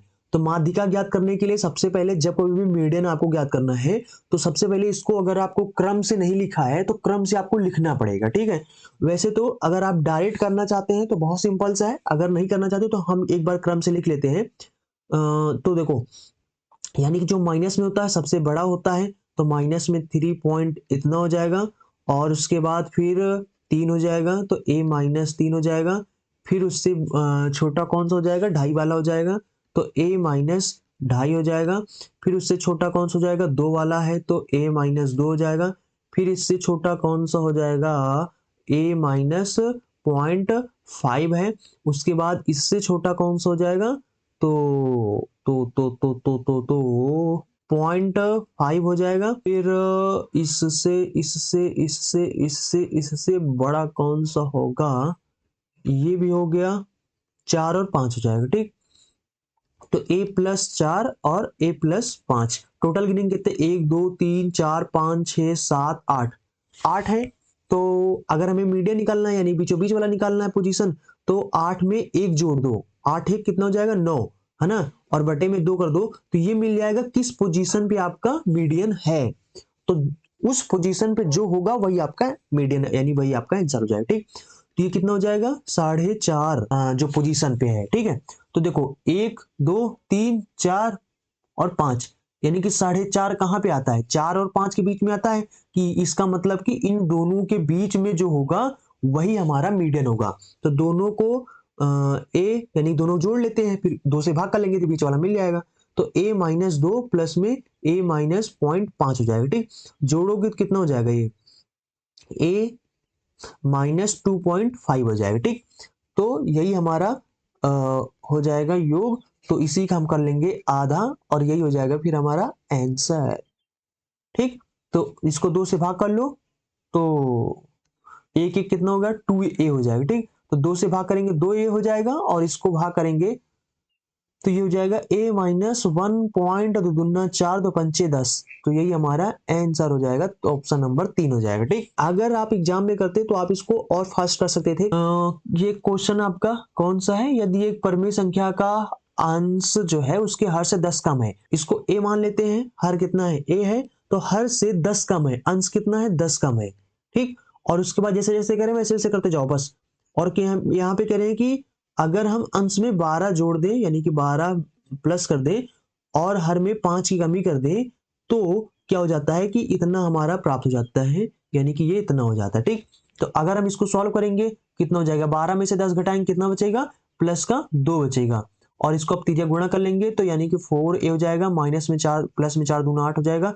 इधर तीजा गुणा करेंगे तो 5a हो जाएगा, माइनस 5 50 25 हो जाएगा। ठीक, तो हम क्या करेंगे 25 को इस तरफ भेज देंगे तो यहाँ नहीं कितना हो जाएगा, 25 में 8 जोड़ो कितना हो जाएगा 33 हो जाएगा बराबर में। और 4a को इधर भेज देंगे तो इतना हो जाएगा, 5a में से 4a घटा दोगे तो सिर्फ a बचेगा, यानी a का वैल्यू कितना हो जाएगा हमारा 33 आ जाएगा। ठीक, परमेय संख्या पूछ रहे हैं तो यानी कि परमेय संख्या क्या था 33 तो नीचे हो जाएगा और 10 ऊपर, अंश क्या था 10 कम था ना, देखो ना 10 कम था तो यहाँ पे कितना हो जाएगा 23 हो जाएगा। तो यही ऑप्शन हो जाएगा आपका 3 नंबर। ठीक, उसके बाद अगला देखते हैं। तो यहाँ पे कह रहे हैं कि एक आयताकार हॉल की जो लंबाई है वो उसकी चौड़ाई का 3/4 गुना है। यदि हॉल का क्षेत्रफल इतना है तो हमें क्या करना है, हॉल की लंबाई और चौड़ाई बताना है। ठीक, तो देखो यानी कि हमें रेशियो बता दिए हैं लंबाई का और चौड़ाई का। ठीक, कितना है, लंबाई 4 है और चौड़ाई 3 है। ठीक, इन दोनों का रेशियो बता दिए हैं तो हम इसको a मान लेते हैं, इसको a मान लेते हैं। ठीक भाई, बटा का मतलब रेशियो ही होता है। ठीक, और इसके बाद क्षेत्रफल क्या होता है, आयत का क्षेत्रफल क्या होता है, लंबाई गुणे चौड़ाई होता है। तो मतलब कि इन्हीं दोनों का गुणा हो जाएगा तो कितना हो जाएगा 3 चौक 12 a स्क्वायर हो जाएगा बराबर में जो कि दिए हैं 300। ठीक, 3 से काटेंगे तो ये हो जाएगा और यहाँ पे बचेगा 4, 25 चौको 100 यानी कि a स्क्वायर बराबर 25 हो जाएगा तो a बराबर 5 हो जाएगा। ठीक, तो हमें यहाँ पे अब यहाँ पे गुणा कर लो, a बराबर 5 तो 5 चौका 20 हो जाएगा और ये हो जाएगा 5 3 15, 15 और 20 आपका आंसर हो जाएगा। क्वेश्चन क्या पूछ रहे हैं, लंबाई और चौड़ाई के बीच अंतर, तो अंतर कितना हो जाएगा 5 मीटर हो जाएगा। ठीक, 20 में से 5 15 घटाओगे तो 5 हो जाएगा। ठीक, तो यहाँ पे क्या हो जाएगा, आखिरी नंबर क्वेश्चन है, क्वेश्चन नंबर आपका 25 है। तो इसको 14% लोगों ने सही किया है। देखो यहाँ पे देखो सबसे पहले क्या है, ये है और ये है, इस तरीके से सवाल आता है और पूछते हैं कि इसका मान क्या है। ठीक, देखो हम आपको एकदम एकदम इजी मतलब मेथड बताएं। मैंने बहुत से मेथड देखे हैं, बहुत लोगों को देखा है, बहुत तो लेंदी तरीके से मेथड बताते हैं, मतलब इस सवाल को ऐसे लगाना है वैसे लगाना है, लेंदी तरीके से बताते हैं। मैं आपको एकदम एकदम इजीएस्ट वे बताता हूँ जो कि आपको हमेशा लगाओगे तो हमेशा फटाक फटाक आंसर आ जाएगा। ठीक है, देखो सबसे पहले क्या करना है, अच्छा एक बार इसका कॉन्सेप्ट समझते हैं फिर उसके बाद इसको हम मतलब पहले समझ लेते हैं इसको कैसे करना है, फिर उसके बाद फास्ट तो कर ही लेंगे। ठीक है, तो देखो इसके पीछे वाला लॉजिक पहले समझ लो फिर उसके बाद फास्ट कर लेंगे। ठीक, देखो ये यहाँ पे स्क्वायर लगा है, अगर हम देखें तो ये देखो इस तरीके से ये भी स्क्वायर लगा है, इस तरीके से ये भी स्क्वायर लगा है, तो ये स्क्वायर स्क्वायर वाले पकड़ लेते हैं दो को। ठीक है, तो यहाँ पे क्या करेंगे, अगर हम देखेंगे a square minus b square वाला सूत्र क्या होता है, एक बार जुड़ जाता है एक बार घट जाता है, तो एक बार मैंने घटा दिया तो एक बार जोड़ दो, है ना, ये हो जाएगा। अगर हम यहाँ पे देखो घटाएंगे तो इनके बीच में सिर्फ एक ही एक का अंतर है, तो यानी घटाएंगे तो इसका वैल्यू 1 आ जाएगा और 1 से गुणा करोगे तो सिर्फ इतना ही आएगा। इसी तरीके से 96 95 के बीच में क्योंकि एक ही का अंतर है तो सिर्फ प्लस वाला बचेगा, समझ रहे हो, तो यानी 96 प्लस में 95 हो जाएगा।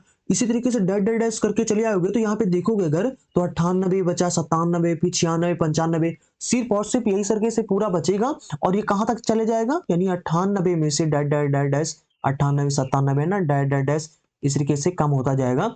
और ये देखो यहाँ पे 11 स्क्वायर है ना, 12 में से 11 घटाओगे तो ये हो जाएगा 12 और उसके बाद आ जाएगा 11, प्लस में 11 आ जाएगा। ठीक, और यहाँ पे सब प्लस में है, सब प्लस में है। ठीक, तो यानी कि 11 आ जाएगा बस। तो हमें क्या करना है, हमें कह रहे हैं कि इसका मान बताओ, मतलब इसका योग बताओ, यहां से लेकर 98 से लेकर 11 तक में हमें सिर्फ योग पूछ रहे हैं। ठीक, तो इसीलिए सिर्फ आपको योग घटाना है। तो ये देखो, यानी कि अगर आप जोड़ने लगोगे, वैसे तो एक तरीका होता है ना कि ऐसे करोगे 98 97 ऐसे करके पूरा जोड़ लो, ऐसे करोगे पागल हो जाओगे, ठीक। ऐसे नहीं करना है, डायरेक्ट कैसे करना है, 98 से हम पहले देखो, हम पहले यहाँ पे 11 तक लगाना है, लेकिन हम क्या करेंगे, हम शुरू से 1 से 98 तक का कितना योग होता है वो पहले निकालेंगे, यानी कि शुरू की जो 10 संख्याएं हैं उनको हटा देंगे और शुरू से पूरा पहले निकाल लेंगे, हटा देंगे, तो वही हमारा आंसर आ जाएगा, ठीक। आई थिंक समझ गए होंगे। तो देखो, शुरू से जब भी निकालना है तो उसका सूत्र क्या होता है, जैसे 98 तक योग निकालना है तो 98 और प्लस में एक जोड़ो, कितना हो जाएगा 99, बटे में 2 कर दो, यानी कि टोटल पूरा कितना योग है वो आगे आ जाएगा, ठीक। तो ये आ जाएगा हमारा 49 गुणे में 99, ठीक। ये हो जाएगा। अब हमें इसमें से माइनस करेंगे, क्या माइनस करेंगे, क्योंकि हमने पूरा टोटल निकाल लिया है। अब हमें से 10 संख्याओं का योग जो है, शुरू से 10 संख्याओं का योग है उसको निकालना है। तो यानी 10 संख्याओं का योग कितना हो जाएगा, ये हो जाएगा, ठीक। यानी कि 10 और 10 में एक जोड़ो 11, ठीक। 2 पंचे 10 यानी 55 हमें निकाल लेना है, ठीक। तो 55 अगर निकालेंगे, देखो इसका कैलकुलेशन बचाओ कैसे, 49 है, गुणे में 99 है, माइनस में 55 है, ठीक। 55 दो, इसमें भी 11, इसमें भी 11, 11 कॉमन ले लो, ठीक। यहाँ पे कितना बचेगा, 49 बचेगा, और यहाँ पे 9 बचेगा, माइनस में यहाँ पे कितना हो जाएगा, 11 बचे 55, ठीक। तो हो जाएगा 11, और यहाँ पे 9 9 81, 8 हो जाएगा, 9 चौक 36, 36 8 45 हो जाएगा, और माइनस में 5 कर देंगे तो यहाँ पे कितना हो जाएगा, 5 घटाएंगे तो ये हो जाएगा 446 गुणे में 11, बस इसको गुणा कर लो, तो यानी 6 और 6 4 कितना हो जाएगा, 10 हो जाएगा। कुछ गलत तो नहीं कर दिया हम, 9 9 81, क्योंकि ऑप्शन में तो ऐसा वैल्यू मिल नहीं रहा, 6 तो मिल रहा है। तो यानी कि देखो 9 9 81 हो जाएगा, 8 बचेगा, 9 चौक 36, 36 8 44 हो ना, 44 होगा, 44 में से अगर 5 घटाएंगे तो ये हो जाएगा 3, ठीक, 3 हो जाएगा। तो यानी कि देखो 6 हो गया, अब दोनों 6 और 3 को जोड़ो, कितना हो जाएगा, 9 हो जाएगा, 9 4 और 3 को जोड़ो 7 हो जाएगा, फिर 4 लिख दो, तो ये हमारा आंसर हो जाएगा, यानी 47 और 96। आई थिंक आप समझ गए होंगे, इसका जो बेस्ट मेथड है वही मैंने बताया है, और इसी का नहीं, सभी सवालों को मैंने कोशिश की है कि इनका जो बेस्ट मेथड है, ताकि आप फास्ट कर पाओ, उसी मेथड को मैंने बताया, ठीक है। और बहुत अच्छे से एक्सप्लेन किया है, इसलिए टाइम लग गया बताने में। चलो फिर आप समझ गए होंगे, बस आपके पूरे 25 सवाल खत्म हो गए। हाँ, बस 25 सवाल खत्म हो गए। अगर आपको वीडियो पसंद आए, वीडियो को लाइक करें, और चैनल को सब्सक्राइब नहीं किया, चैनल को सब्सक्राइब कर लें। और आपको, क्योंकि इसी तरीके से हम और भी सॉल्व कराएंगे, अगर आपको मेथड समझ में आया, मजा आया है, तो फिर वीडियो को शेयर जरूर करो अपने दोस्तों के साथ, ठीक, ताकि हमारा भी मन लगे और आप लोगों को बताने में, ठीक। तो चलो फिर मिलते हैं अगले वीडियो में। So thanks for watching and see you again in next video.